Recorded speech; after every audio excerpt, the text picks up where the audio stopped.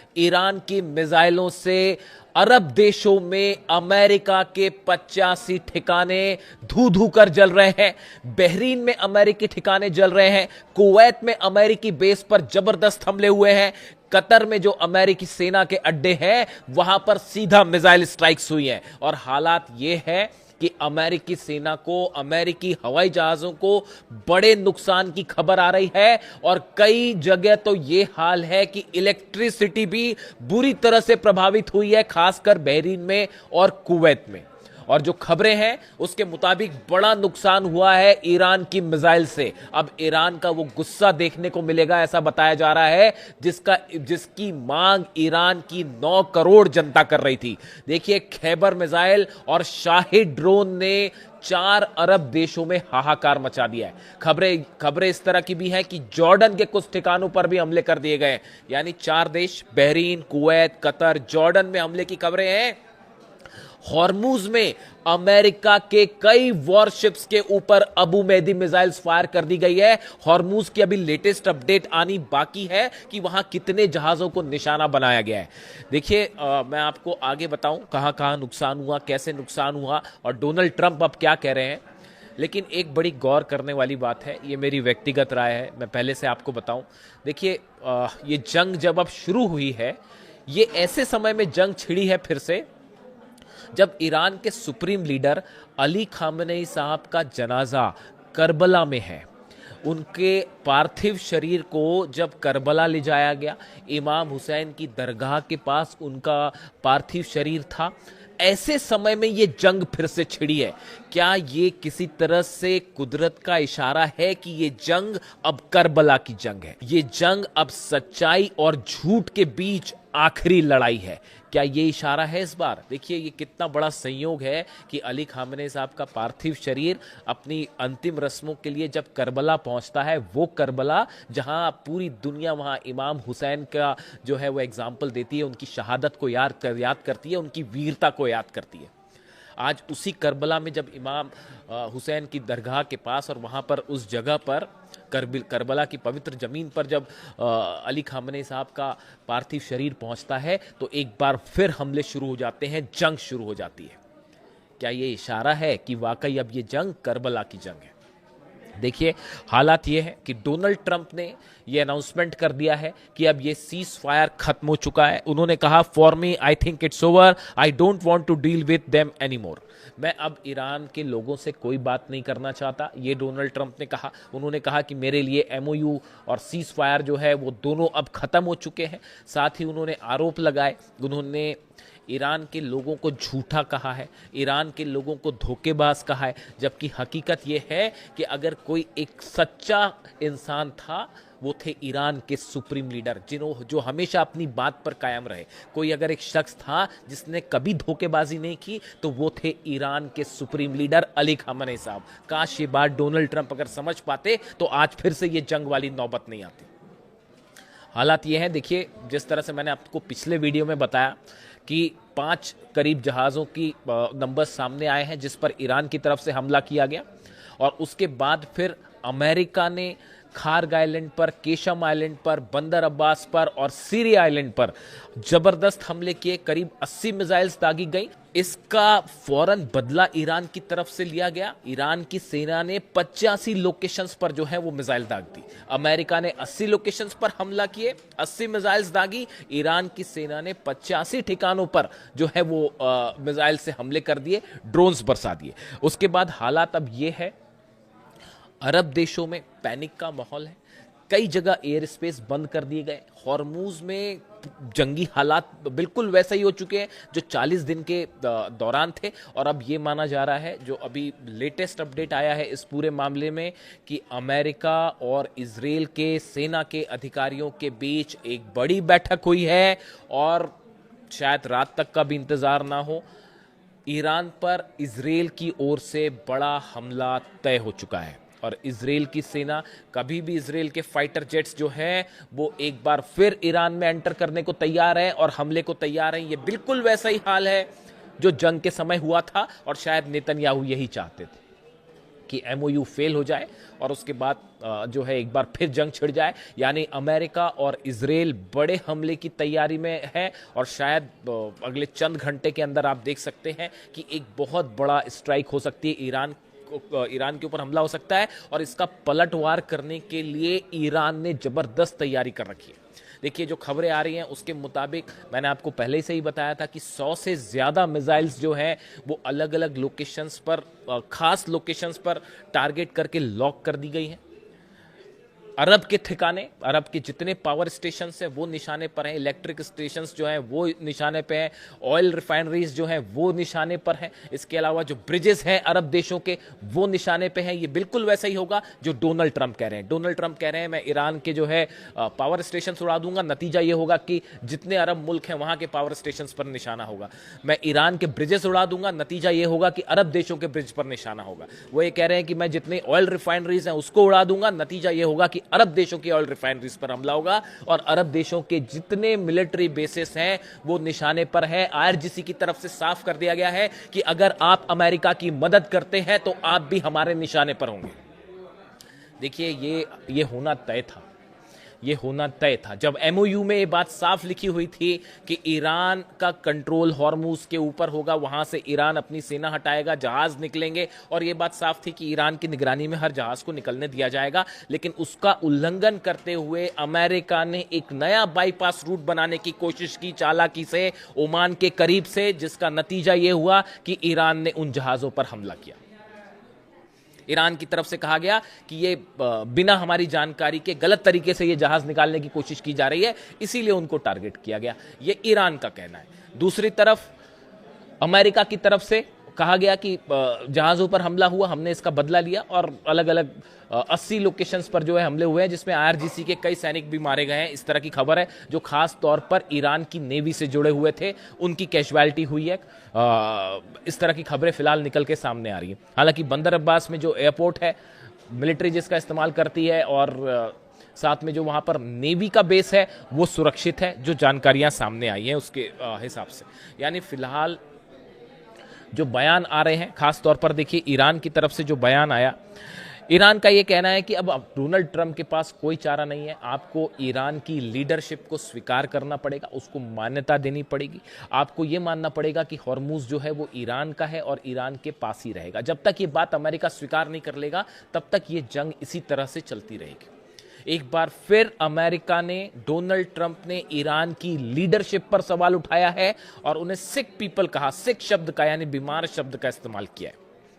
ये एक बार फिर इस बात को बताता है कि ईरान की में जो सत्ता परिवर्तन की कोशिश थी वो नाकाम हुई। इसका फ्रस्ट्रेशन अब देखने को मिल रहा है। कुछ एक्सपर्ट्स का इस तरह का दावा है। इन हालात में बड़ी जंग की तैयारी शुरू हो गई है। एक तरफ अली खामनेई साहब की उनकी फ्यूनरल से संबंधित जो है वो प्रक्रिया अब अपने अंतिम दौर में है और पूरा ईरान आपने देखा जिस तरह से करोड़ों लोग सड़कों पर हैं और उनकी सिर्फ और सिर्फ एक मांग थी कि अली खामनेई साहब के हत्यारों के साथ किसी तरह का कोई डील नहीं होनी चाहिए, कोई एमओयू नहीं होना चाहिए, सिर्फ उनसे बदला लिया जाना चाहिए। ये मांग थी ईरान की जनता की, ये मांग थी ईरान के आम लोगों की, जिसके बाद से ही ये साफ हो चुका था। मैंने आपको पहले ही कहा था कि ये आक्रोश, ये गुस्सा ये बता रहा है कि अब ईरान और अमेरिका के बीच कोई डील नहीं हो पाएगी। और देखिए वही बात एक बार फिर साबित हुई, सच साबित हुई और ये जंग फिर शुरू हो चुकी है। अब जो हालात हैं उसके मुताबिक ये माना जा रहा है कि कई अरब देश ईरान के खिलाफ स्ट्राइक में शामिल हो सकते हैं। इस तरह के इनपुट्स आने शुरू हो गए। जिन देशों पर हमला हुआ है, जिन देशों के जहाज़ों को निशाना बनाया गया है, इन पर गौर नज़र रखने की ज़रूरत है। खास तौर पर सऊदी पर, खास तौर पर यूएई पर। क्या इन देशों की तरफ से किसी तरह के कोई हमले होते हैं, इस पर नजर रखने की जरूरत है। बहरीन की तरफ से क्या कोई कार्रवाई होती है, कह नहीं सकते आप। आज रात तक इसके अगले चंद घंटों में तस्वीर साफ हो जाएगी। लेकिन डोनाल्ड ट्रंप का जो बयान सामने आया कि जो है सीज फायर इज ओवर और एमओयू खत्म हो चुका है, देखिए ईरान की तरफ से जो स्टैंड है, ईरान की जनता का मूड पिछले 48 घंटे में और 72 घंटे में आप देखिए, अली खामेनी साहब के जनाजे को देखने के बाद, उनके कॉफिन को देखने के बाद जो बाइट्स आ रही थी, वहां के लोगों का जो रिएक्शन, गुस्सा देखने को मिल रहा था, उस बात से ये बात अब साफ है कि ईरान की तरफ से अब ना अपना यूरेनियम दिया जाएगा, ना ही किसी तरह की न्यूक्लियर मुद्दे पर डील की जाएगी, और ना ही अब एक भी इंच जो है हॉर्मूज पे किसी तरह का समझौता करने के लिए ईरान तैयार है। ये वहां की जनता की राय है। ऐसे हालात में एक भयानक जंग छिड़ती दिखाई दे रही है, और कई लोग इसे कह रहे हैं कि ये फिर से एक बार जो है अब वो करबला की जंग शुरू हो चुकी है, आर पार की जंग शुरू हो चुकी है। क्या ईरान ने अली खामेनी साहब का बदला लेना शुरू कर दिया है? क्या अली खामेनी साहब के हत्यारों से बदला लेने के लिए अब ईरान आगे बढ़ चुका है?